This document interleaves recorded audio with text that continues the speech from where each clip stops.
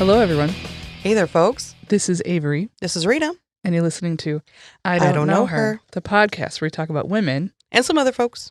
that you've probably never heard of, But you should have. and you will. Alrighty. So you have a thing you want to talk about. I do. So I woke up in the wee hours of dawn because I just couldn't sleep. And I was like, I'm going to watch like a comedy special. I've been into them lately.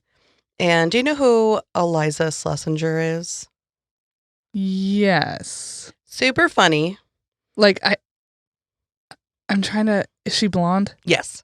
Okay. Yes. Then I think of the right one. Yeah, she did her first comedy special. She had just like came off a really bad breakup, and then her next special was like her kind of finding herself, and then her next one was her being in a relationship. The next one was her getting married. Now this one is she just had a baby. So she's about it was post-COVID where everything was opening up again. She was finally able to do a new special. And I was watching her special, which is called Hot Forever. And she comes to this spot where she pointed out something that she calls glitter speak. Glitter speak. Yes. I've never heard this term. And she talked about her disdain for it. And this is what she's personally coined it as. It's glitter speak. Okay. So she was saying she called it the monetization of feminism. Oh, okay. So like the slay all day, rose all day, boss bitch. Yeah. And she just goes off on a tangent about just like how this language was probably stolen from, like, she literally says trans black queens. And now it has been utilized to put on a coffee cup so that for white women on Instagram can pose with their, tote and things like that. Or, RBG on a t-shirt, things like that. And I thought it was funny as I was listening to it. And then I was thinking, like, I don't know if I totally agree. Like, is there any space for that kind of talk? Or is it because other people are gaining money off of this kind of speech where it originated, didn't get any of that? Yeah, I mean, for real, the sort of co-opting of culture and co-opting of language from other cultures is a problem, obviously. Particularly because those same people are often the ones who continue to oppress people, right? They are sitting in positions of power where they're performing daily microaggressions against the very people that they're stealing the language from. Mm-hmm. So, I mean, I think there's room for random white straight women to use language that doesn't belong to them. Maybe not. I kind of feel the same way, and I think she did have a point. And she mentioned multiple times throughout her special, the reason she's bringing these things up is she's like, I have a microphone, so I'm going to say it. Yeah, and it really just got me thinking. Like, I was like, I never thought about it like that.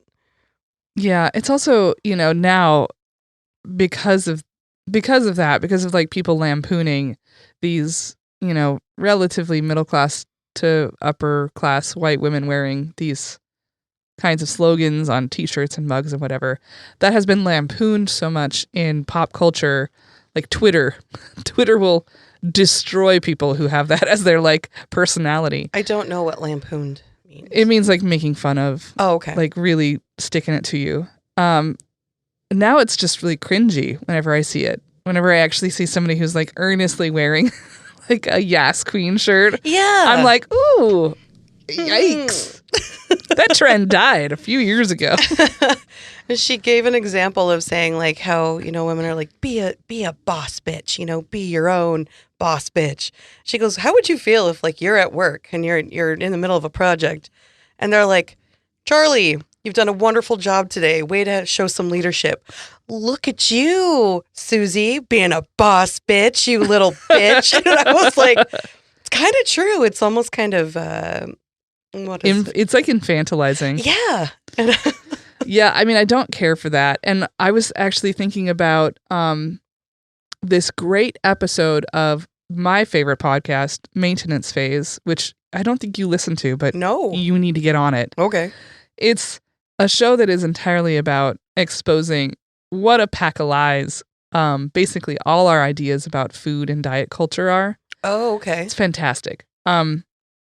They did an episode on this person I had never heard of before until this episode of Maintenance Phase, but she is an influencer, Rachel something. Again, I didn't even take the time to remember her name. But on the episode, that's exactly the kind of person this woman was. She was an influencer on Instagram, makes tons of money off of being basically that brand. Yeah, of human. And it turned out that she was behind the scenes doing a lot of nefarious, not so great things. Oh. And that seems pretty par for the course. So I think that entire sort of brand of feminism has been exposed and tainted. Yeah. And it is something that I kind of find cringy, I guess. Yeah. Because it's a very specific type of Instagram that's going to have that, which is going to be the girl with the wide brim hat and yeah. she's got white nails and everything is a little bit just like eggplant and white. It's that like every year when fall is coming, everybody shares that like it's fall season and that's that photo of like all those white girls wearing like the same pants, knee length like brown boots, oversized sweaters and like hats. And they're all the same. Yes. Yeah, it reminds me of that very much. Very much so. So I thought None of those things are bad inherently. We just want to put that out there. If you're like sitting there like, I have an RPG shirt. No, that's fine. That's fine. It's when you're like, your whole personality becomes like slogans. Yeah, and it becomes like I think the word perfectly is brand. And I think that's what she meant by the monetization of feminism, is creating this, how can I make money and how can I get the perfect picture off of it, rather than influencing in a way of bringing up political issues or yeah, yeah, and making like real substantial and lasting effects and changes. Yeah, there is a big difference between like having a mug that says "boss bitch," and being the person who's like making money off of that idea, and sort of almost like, I don't even know. It's like almost like cultish. The way that like people like Gwyneth Paltrow with the Goop stuff and yeah, she brings up Gwyneth Paltrow in her special. I mean, like, yeah. Again, if you're into that kind of conversation, you absolutely have to listen to Maintenance Phase because they do a great job of diving into some of those very specific issues. And they actually did an episode on Goop recently. So what is Goop? Goop's Gwyneth's brand that started this whole thing. Like the way that we talk about like white feminism and Instagram and influencers and celebrity brands, that was her. She started that with Goop. And they sell those like vagina jade eggs and stuff.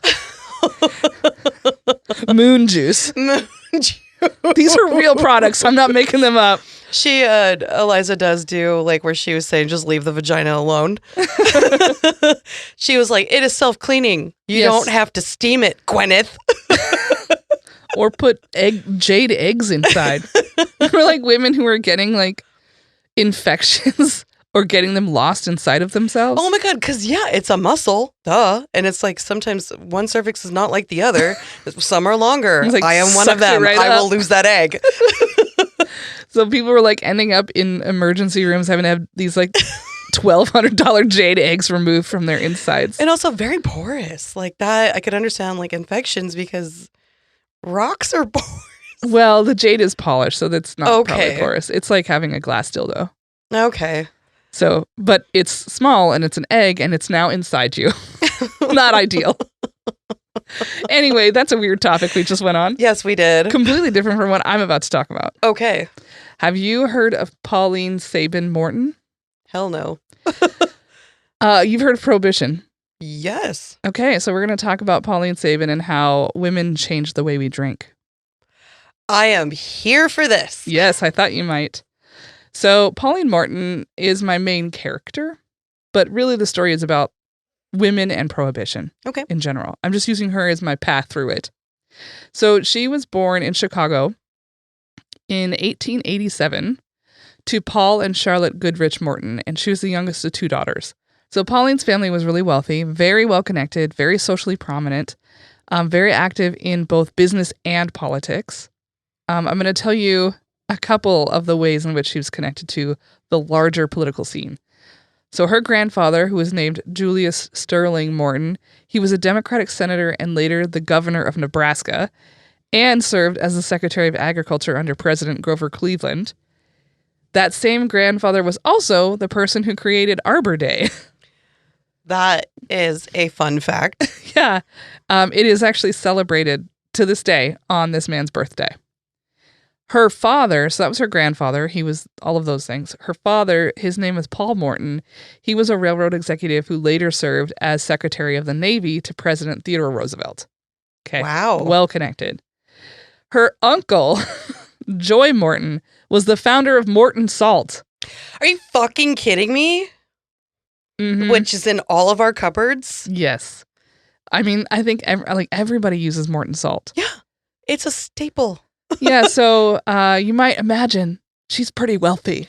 Okay, this is painting a picture. And her father eventually became the president of Equity Life Assurance Company, which is also a big company. So she went to the best private schools, was in the biggest social circles, but she was still expected to become a wife and a mom, right? Well, yeah. Like, that was her job. So she went to school in Chicago and DC, but I don't think she ever actually graduated from college. I couldn't find that information anywhere. And since she got married at the age of 20... It's like that classic narrative where you start college, but then... To marry a man. To marry, yeah. Yeah. To meet a man.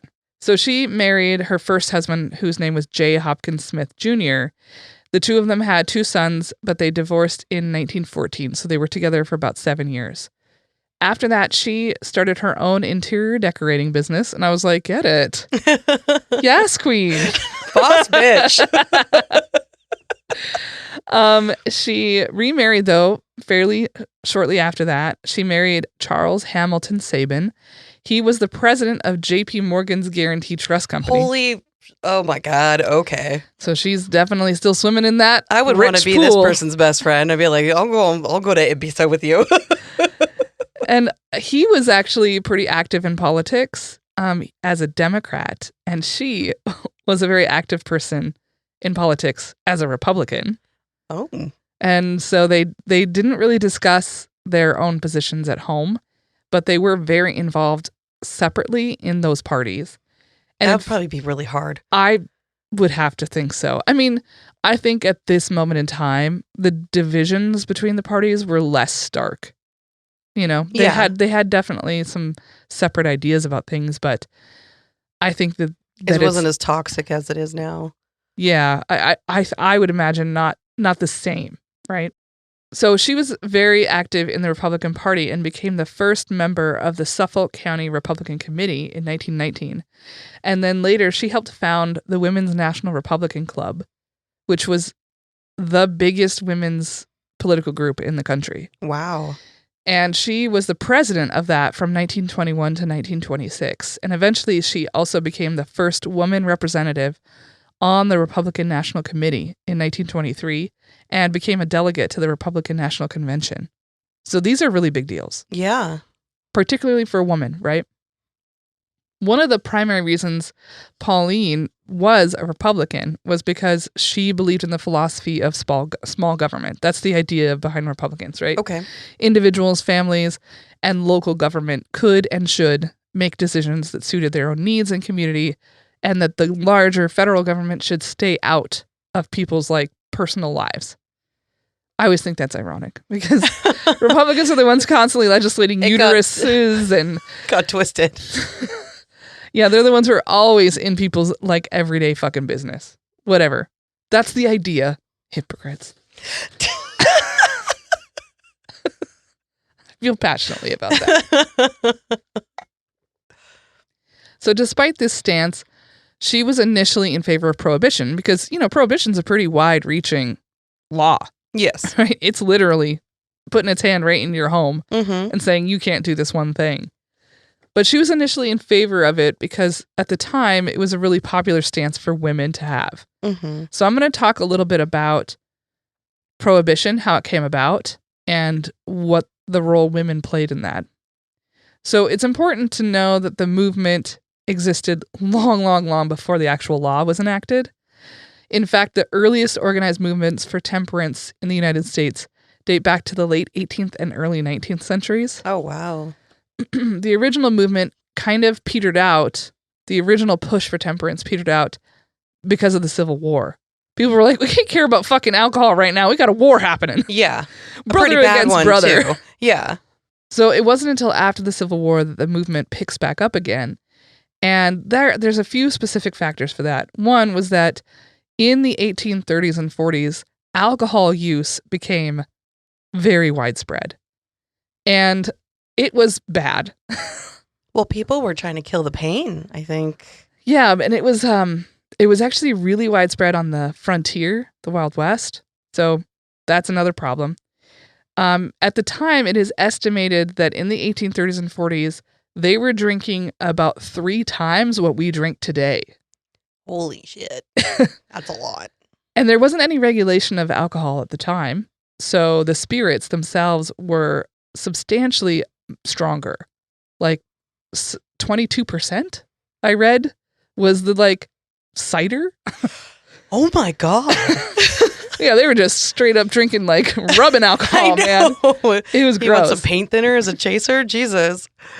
So, and the quantities. So, the actual alcohol itself is way more alcoholic, and the quantities that they were drinking was substantially higher. One estimate I read said that the average American, which means the average American man, because women didn't really drink that much, drank 1.7 bottles of liquor per week. Whoa. Almost two full bottles of whiskey a week. Yikes. That's a lot of fucking alcohol. That is. And the liquor, again, is more substantially stronger. So you're just trashed. Yeah. All the time. Obviously that became a serious problem. A lot of the thought and scholarship around the temperance movement focuses on women and women's groups because they became sort of the voice and the face of the movement to temper people's drinking and eventually to prohibition. And a lot of that had to do with the fact that who was drinking? Men. Who was suffering at the hands of men who were drinking? Women and women their and children. Yeah. So it really did become an issue that was firmly rooted in women's lives. And for good reason, right? I do think it's important to note, though, that even though that was the voice in the face, that women were the voice in the face of the movement, men were the ones who were actually doing that. Mm-hmm. Men were the ones who were legislators. Men were in charge of the largest groups that were campaigning for temperance. So we often have it as women caused prohibition, but that's not entirely true. Women made up a much smaller portion. And for whatever reason, the movement towards prohibition got inextricably linked with the women's movement to get the right to vote. Mm-hmm. So they are inherently linked.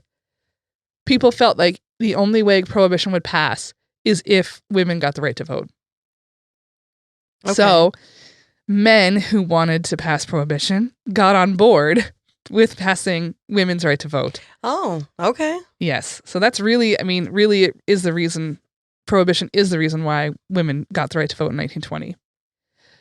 So I want to tell you a little bit about why women were so passionate about prohibition. This is a section from an interview in Time magazine that a historian named Daniel Okrent gave.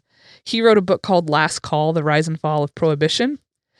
And he was talking about how alcohol had already been a problem in the home, particularly in the West and on the frontier. And this is what he said, quote, "Men would go to the tavern, drink away mortgage money, drink so much they couldn't go to work the next day, beat their wives, and abuse their children." Mm-hmm. So alcohol was seen as this incredibly destructive force in the home and in the workplace, which obviously impacted women and children because women and children couldn't secure their own housing. They couldn't get their own jobs. They couldn't have their own bank accounts. Yeah, they were dependent. They were entirely dependent on men. And if these men were dependent on alcohol, it was causing a serious issue, right? Yeah. It's also important to note that women generally were not allowed to drink in public. So they weren't allowed to go to bars and saloons and things like that. Yeah, the only kind of women who were in those establishments were generally sex workers. Mm-hmm. So it was seen as very improper for any kind of like quote unquote upstanding woman to be in a bar or a tavern. So men were the ones doing the drinking. Mm-hmm. Women often drank at home, like have a glass of wine or whatever. And at one point there were these things called wine clubs, which were like separate entrances for women into bars. What?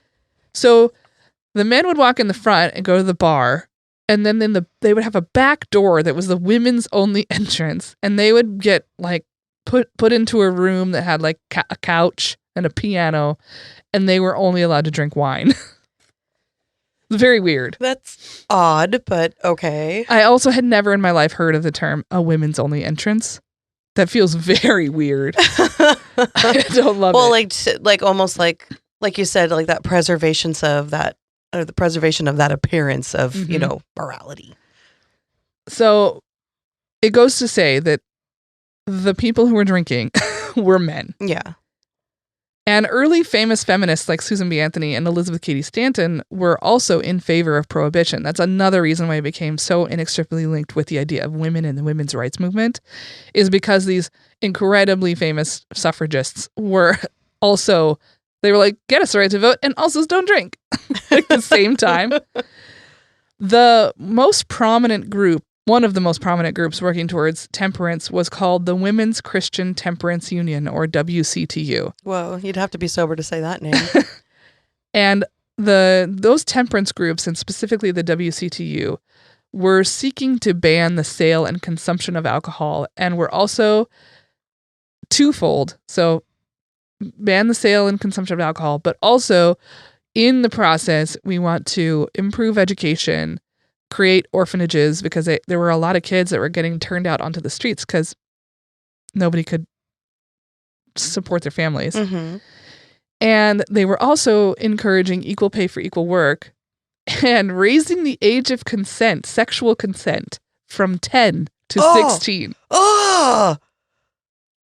Yeah. 10? I didn't know that was a thing. Oh my God. The age of sexual consent at this time was 10. No thanks. So these people had really good goals. Yeah. Regardless of how you feel about prohibition. And again, this is well before actual prohibition is enacted. But this was like sort of their platform was multifolded. Mm-hmm. So in addition to these issues, there was also an underlying, like, they had these reasons for wanting to deal with the drinking problem. But there was also a really insidious dark part too.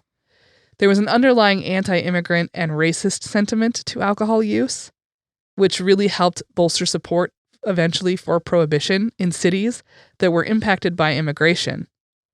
And in the South, where there were expanded rights for Black citizens. Oh, no. Mm-hmm.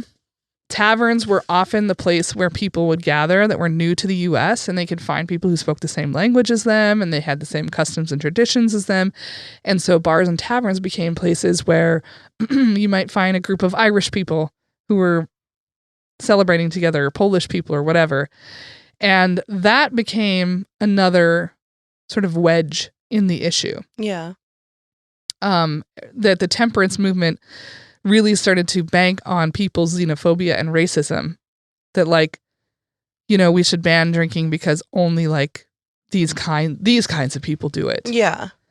I read a piece by Katie Thornton in National Geographic where she talked about groups like WCTU using racist messages to push the cause of temperance. This is a quote from her article. One WCTU state director called alcohol a, quote, racial poison capable of destroying the white family, and that alcohol fueled, quote, great dark-faced mobs who threatened the safety of white women and children. Oh, God.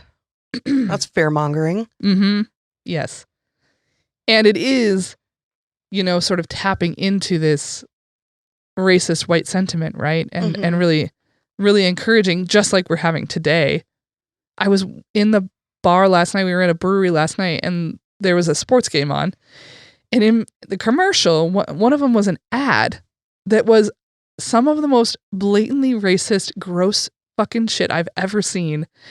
And it was an anti-Biden ad. But it was like flashing these headlines about like, you know, like undocumented immigrant rapes 10-year-old and like all of this like gross ass shit Jeez. that is intentionally doing what these people were doing. Yeah. It's trying to put fear into white women and children, and then the sort of bolster the idea that white men are supposed to protect them by keeping them away from these brown people. Yeah. So the dries, as they were called, The dries. the dries and the wets. That sounds. It sounds like. I don't That love sounds it. like bad tummy. I was Man, like, I got the dries today. I got the wets yesterday. oh, I got the wets. Ooh, I don't like that at all. So the dries were campaigning hard for candidates who would support a prohibition amendment. And they did. They succeeded in getting a majority of those candidates into Congress in 1917. So now we're on the path to prohibition. Mm-hmm. The amendment was drafted and passed in December of that year. And by January of 1919, the amendment was ratified by 36 states, which meant it became law. That's a heavy counter between like 36 states is quite a bit. Well, and at the time, I think there were only 48 states. So yeah, that was an overwhelming amount. So Prohibition went into effect a year later on January 17th, 1920, through the Volstead Act, which was the actual so the amendment said we're going to ban prohibition, but how do we do it? We do it through the Volstead Act. Mm. The amendment actually prohibited the production, sale, and transport of, quote, intoxicating liquors, but it did not ban the consumption of liquor. So you were allowed to drink, you just couldn't go buy it. Okay. So like you could maybe make it and drink it? We're going to get to that. Okay. The amendment was initially successful in driving down the consumption of alcohol. One of my sources said it dropped by about 30%. Another said it dropped as much as 70%. So somewhere in there, people dropped the consumption of alcohol between 30 and 70%. But it also did quite a number on the economy. Yeah. So obvious areas are like all of these breweries and distilleries and wineries and cideries are all closing. That's bad, right? Then there's also an impact on transport companies that used to transport wine barrels and brewery barrels to other establishments, right? So that's a problem. It also decreased those jobs that were in those arenas. So now there are more people who are out of a job.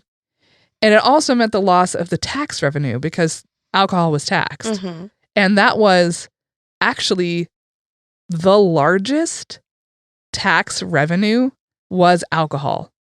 So when they were putting in the 19th Amendment, the other thing they fixed was they started a federal income tax.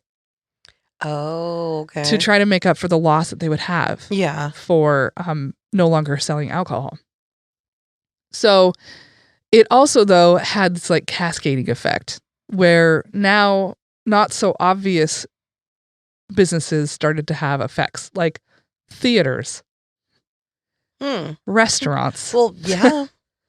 who made money off of alcohol sales, right? Entertainment. Basically, the entire entertainment industry was impacted by Prohibition, and not in a good way.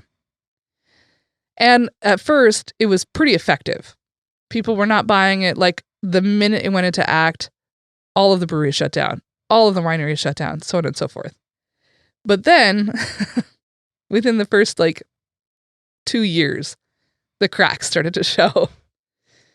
So one of the biggest issues was that the wealthy never had any issue accessing and drinking alcohol.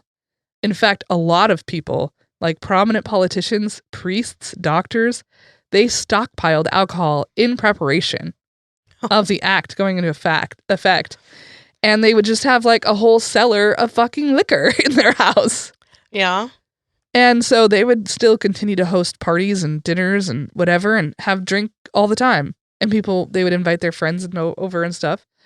So alcohol was still being consumed by the wealthy, particularly. And a lot of those were the very politicians Ah! who voted for and enacted Prohibition. The hypocrisy. Oh. And, there has been some debate over whether or not there was an actual increase in crime. Some people say, oh, it was overblown, like it's not true. But there is a lot of anecdotal evidence that there was an increase in certain areas where there had been none before. One of those was a lot more high school and college students started drinking. Do you think the factor of just being told you can't have this and the youth being like, fuck you, Yeah. I'm going to have it anyway? Yeah, suddenly drinking has become a rebellious act. And what do teenagers want to do? Burn it to the ground? Rebel! So all of these, like, it used to be that teenagers didn't really drink. Like, because you could have a glass of wine with dinner or whatever. It wasn't a big deal because consumption of alcohol was at home. Mm-hmm. It wasn't that big of a deal, right? Now that Prohibition is here, drinking has now become like a very big deal, and you want to do what you're not supposed to do. Yeah. And even on college campuses, it started to become really rampant. Whereas before, it might just be like, a couple of guys having a beer with their buddies. Now it's like, let's have ragers. So the idea of like teens drinking was not really a thing until Prohibition. Oh my and then it gosh. became a very big thing that is still a problem today. It is. Yeah. I mean, we were. Nope. Fuck yeah. There was also not necessarily more organized crime, but better organized crime. Well, it became, in a sense, a business of its own. Yes. So they saw an opportunity in the creation and smuggling of spirits around the country as a way to make money. Prior to Prohibition, most of the organized crime was centered around gambling and sex work. And now they have a new thing that has a broader appeal to more people. Yes. So they are really getting good at their jobs. One of them that was probably the most successful was Al Capone's gang. Oh, yeah. And so the cities are seeing a lot more sophisticated, widespread, organized crime. And people were going to great lengths to produce, distribute, and sell alcohol. One of the sources I used that was my favorite was this little blog called the Petaluma Historian. Petaluma is a smallish town in California where another one of my favorite podcasts, the host, is from. And so the Petaluma Historian reported that some bootleggers would go so far as to make these new shoes that had these wooden pieces that had been like shaped and carved attached to the bottoms of their shoes that would mimic cow hooves so that they could disguise their tracks on their ranches where they were distilling liquor. I have seen those. They're fantastic. When we post this on Instagram, I absolutely want to include the picture of these hooves because they are so great. And they're like kept on them with like wire. Mm-hmm. They just flip them on and tighten them up, and then they take them off when they're done. I saw those. I was reading like a historical cocktail book, and Prohibition was a chapter, and it had photos of those. Yeah. They're wild They're looking. crazy looking. And I also was like, oh man, you would just break your ankle on those. And it also gave way to something we've probably all heard of, which are speakeasies, which were secret cocktail bars that people would gather in. And because of Prohibition, and drinking in public is now no longer allowed, so they've created these speakeasies, these secret clubs. A lot of the people who are running these joints are like, well, I'm already breaking one law. I might as well break another. Let's have women come in. Oh. And that's when you start to get the flapper era. Mm-hmm. Girls wearing these skimpier outfits, like the flapper dresses, cutting their hair, drinking in public, going to jazz clubs. Like, it was the whole thing. Having some fun. So that became the first opportunity that women had to have equal opportunity access to alcohol, which then created a whole new culture, right? One of the most amusing accounts I read about how people made alcohol at home, because you mentioned like, oh, you could make it at home. So there's a couple of things I want to tell you about what people did. First and foremost, one of the biggest opponents to Prohibition were doctors. Really? Yes. A lot of doctors prescribed medicinal liquor. Well, they did prescribe like opium and cocaine, so like, I mean, they would be like, oh, they called them medicinal spirits. They would ease your nerves. Yes. Take a shot of this every night to help you sleep. Hot toddies when you have a cold. Mm-hmm. Like, they were prescribing these things. Oh, damn. So they, were fighting for a loosening of the restrictions so that they could continue to prescribe what they thought at the time was legitimate medicine, right? Mm-hmm. And they won in that regard. They did have to loosen that and say that, like, you could have medicinal liquors. Also, under the Volstead Act, people were allowed to make their own cider or wine at home up to 4 gallons a week, which is like a lot of gallons. Jesus. I can't even get through a gallon of milk in a week. That's a lot of alcohol. How many people are drinking in this house? You're like mom and dad, and you're like, little Stevie, over here, take your medicinal shot of 22% alcohol cider. Yeah, so you could make up to 4 gallons a week.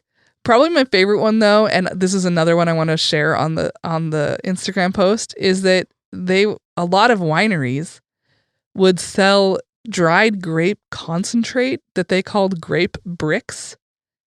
And on the label, there was a warning. Warning! If this brick is left sitting out, the juice will ferment and turn into wine. Oh, gosh. It's true. It did. Yeah. Turn into wine. It was like, warning. If you leave this out for 60 days, it'll turn into wine. Warning. Warning. Warning. 60 days, just so you know. 60. 60. In fact, California increased their grape acreage during Prohibition by 7-fold. Oh, fuck. Americans increased their wine consumption from 7 million gallons to 150 million gallons. Wow. Yeah, it wasn't doing the thing it wanted to do. No, it's just creating a bigger desire.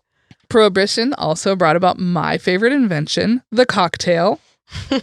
Most of the alcohol produced during that time was some version of bathtub gin or moonshine. What? You know about bathtub gin, right? Bathtub gin? That's what they called, bathtub gin. And it's just gin made in a bathtub. Yeah, I mean, they were making alcohol. It was out of like some wild shit. And it tasted like garbage. So, I mean, you've had moonshine, right? I've had moonshine once. It's gross. Yeah. And it was from the Appalachian area, and it would fucking take the hair right off your head. Yeah, absolutely. I did as well. I had it in Kentucky, and I was like, I'll never do that again. In fact, my brother-in-law brought moonshine. I think it was my brother-in-law. Maybe it was our cousin-in-law. Brought moonshine to the family reunion in Florida or North Carolina when we went down there, and it was like, and they drank that whole thing. And my brother, I had one taste and I was like, whoa. My brother-in-law, who's from Ohio, when he moved to Washington, he brought some moonshine back, and it was in a fucking jar. And I was like, just what? in a goddamn mason jar. Yeah. And so we were like having a family party, and my parents, who don't drink very much, we're all at the end of the night, and my mom and dad are like, I'll drink it. So like drinking moonshine with my parents, I was like, this is wild. That'll definitely get you drunk. But they were, as I mentioned, foul tasting. Yeah. They did not taste good. And so bars needed to mask the flavor of the liquor. And that's how they started incorporating things like bitters, ginger, juices. And that's how we have what's now known as a cocktail. Oh, that's really cool. The cocktail became very popular, particularly for women, which led to cocktail dinner parties and the practice of the cocktail hour, which became a very popular trend among middle and upper class homes. We wouldn't have that without Prohibition. However, because alcohol production and sales were unregulated at the time, that led to a lot of black market alcohol that was deeply unsafe. Oh, no. Sometimes even fatal. So, in an attempt to make more money, bootleggers would try to find the cheapest sources of alcohol they could find. And they started to use products like methanol or wood alcohol that were used in gas and formaldehyde. No. And bootleggers discovered they could pay chemists to denature those harsh alcohols and make them drinkable. So the government is like, oh no, we have to stop this. So they started adding poisonous additives to the alcohol in an attempt to thwart the bootleggers. But that's not what happened. What it really did is it put poisonous alcohol in the hands of like everyday consumers, most of whom were poor people and underclass people because they were not able to afford those fancy cocktails at the fancy speakeasies, right? And the bootleggers are going to want to make a dime. So they're going to sell it regardless. Exactly. They don't really care. Mm-mm. And so it's estimated that 10,000 Americans died and thousands more were made blind or had other debilitating health effects. Oh my God. That's where the phrase blind drunk comes in. Are you serious? Mm-hmm. Oh my God. So if the alcohol is deadly and people are consuming it at the rates they were prior to Prohibition, and sometimes even more so, and they were also thwarting the law to do so, what was the fucking purpose of the law, right? Yeah. So these are the questions that women and other people like Pauline Sabin were starting to ask themselves. So is it worth it? Is this even doing anything? So I'd mentioned earlier that initially Pauline was a proponent of Prohibition because she, again, was bought into this idea that it would help women and children, which she believed wholeheartedly in. But as the years went by, she's watching all of this happen and her attitude changes. So by 1928, we're 8 years into Prohibition. Pauline is now a staunch and vocal critic of Prohibition. And in fact, she wrote an essay that was published in 1928 called I Changed My Mind on Prohibition. And in that, she argued that Prohibition should be overturned for a few reasons. One, she said it's impossible to enforce, which was very true. Cops and a lot of the other people who were in charge of enforcing it were bought off. Mm-hmm. You could just pay them money out of your pocket and they would just let you go. Which was, they practiced that quite a bit because that was another extra money in their pocket. Well, and in my hometown, we just had full running casinos with alcohol at them. The cops just were like, oh, we don't care to enforce that. Yeah. We don't care. Wow. So, one, people aren't enforcing it. Two, it's breeding what she called contempt for the Constitution because it's an amendment, right? And they're like, fuck this law. Mm-hmm. So her feeling was if particularly young men are in college and they're like, fuck the Constitution, where are we going to go from there? It's creating a mentality. Mm-hmm. It's a slippery slope kind of thing. Yeah. She was like, and then what's next? We have, we don't care about any laws. We don't care about anything that governs our country. 3, she did not like the hypocrisy. And 4, it was costing a lot of fucking money. Mm-hmm. So she wrote this, quote, I have a wholesome respect for the consistent dry who believes in the Volstead Act and lives up to it. I have little respect for the person who believes Prohibition to be a failure and is afraid to express his honest convictions. I have no respect for the person who votes one way and lives another. Unfortunately, I know this practice exists among many of our public officials. I have little respect for the person who, because he is able to purchase all of the alcoholic beverages he may need for his personal use, is too lazy or too indifferent to make it possible for one less fortunate financially to obtain the same product at a reasonable figure. Yikes. That's truth, yeah. She's needling them. Oh, yeah. And she's also saying, I see you. She was especially disillusioned with Republicans, whom she had campaigned for and been a part of as the first woman committee member, right? The party of small government was also the party of Prohibition, which she had come to see as a great overreach into the private and personal lives of individuals and families. She also saw, as she mentioned in that essay, a rampant problem with the hypocrisy among the politicians who fought and voted for Prohibition and then continued to drink at home and have parties. Yeah. She would attend to them and be like, what the fuck? What are we doing? Yeah. So she resigned from the Republican National Committee and threw herself entirely into the cause of overturning Prohibition. She became the founder and president of the Women's Organization for National Prohibition Reform, or WANPR. And they were also known as the Crusaders. Pauline was a very formidable foe to the Dries because she was a high society woman, she's well educated, she's persuasive, and sophisticated. Mm-hmm. So prior to that, the women who were associated specifically with Prohibition were often seen as like kind of nuts.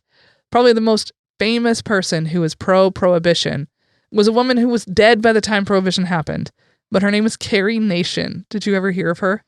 It sounds familiar. There's a whole story about how her husband like beat her horrifically when he was a drunk or whatever, and eventually I think he died. And she was left destitute, and she became very, very much opposed to alcohol. And when there were like laws that were enacted or whatever, she would get mad if she saw people thwarting the laws. And one of the things she's known for is going into a saloon in Kansas with a hatchet and destroying everything behind the bar. Whoa. Yeah, so Extremist, yes. a little extreme, right? And unfortunately, that sort of became a lot of the vibe for people who were still pro-Prohibition at this point. Just getting very aggressive. Yeah. Yeah. But Pauline was a better organizer. So in less than 2 years, membership in WANPR grew to nearly 1.5 million, which was almost 3 times the size of the WCTU. So, Yikes. yeah, she's getting there. Pauline became the face of the anti-prohibition movement and garnered a lot of media attention, and was even featured on the cover of Time magazine in 1932. Oh, that's amazing.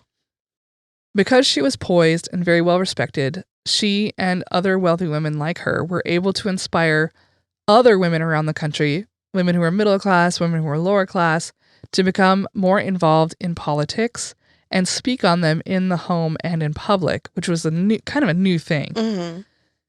Because she was well respected, it became a thing women could do. And Pauline was very persuasive because she focused her biggest argument about ending prohibition, on economy and economics. By some estimates, the government at this point had lost $11 billion in tax revenue. Whoa. And spent more than $300 million trying to enforce it. Yeah. And that's probably including like police force and things like that. And they had to create a whole division of the government that was not there before. So it's also, at this moment in time, the Great Depression. Oh, no. So it seems pretty insane, right? Yeah. To be spending $300 million and losing $11 billion when you can't feed people. Mm-hmm. So there suddenly seemed to be no reason to keep up a law that was such a financial burden.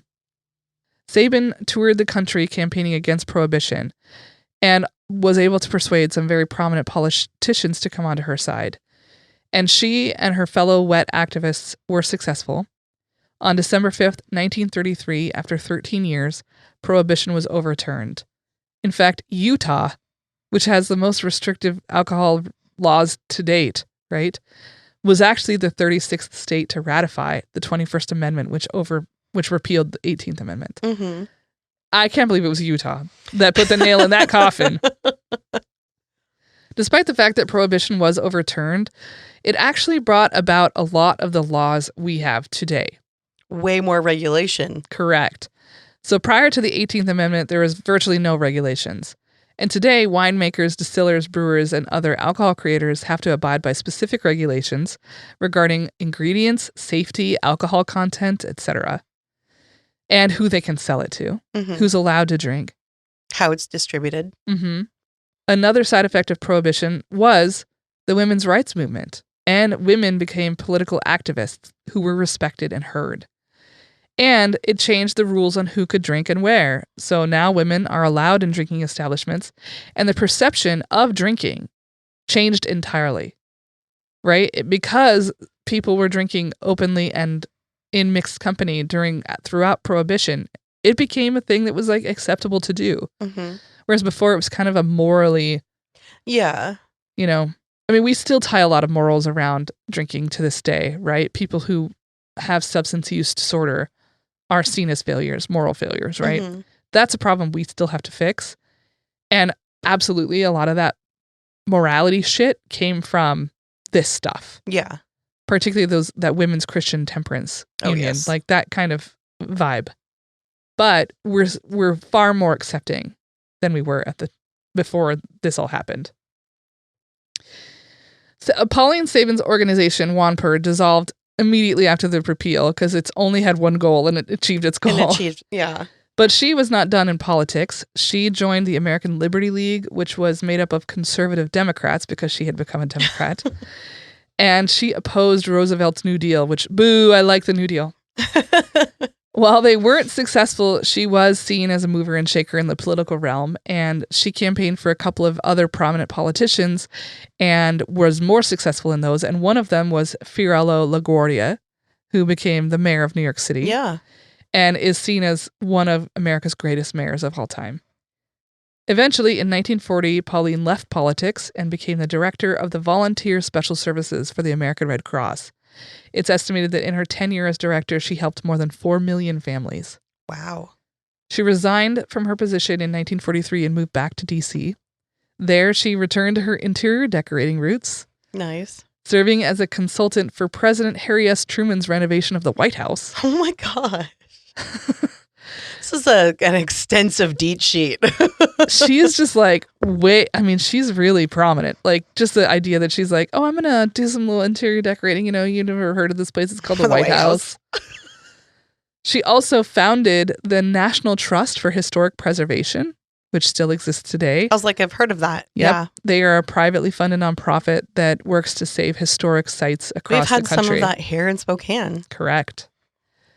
Pauline Sabin Davis died on December 27th, 1955 in Washington, D.C. And that is the story of Pauline, Prohibition, and how women changed the way we drink. Oof. That was amazing. I really, really, really enjoyed that. I'm glad. I really enjoyed reading it all. Abby and I went out to eat and we went to Purgatory, the whiskey bar. Oh, yeah. I hadn't been there yet. And I was having an old fashioned and I was just like, let me tell you about Prohibition. I just had a great time talking about it. And she was fascinated. The bartender stopped and he was like, ooh. It was great.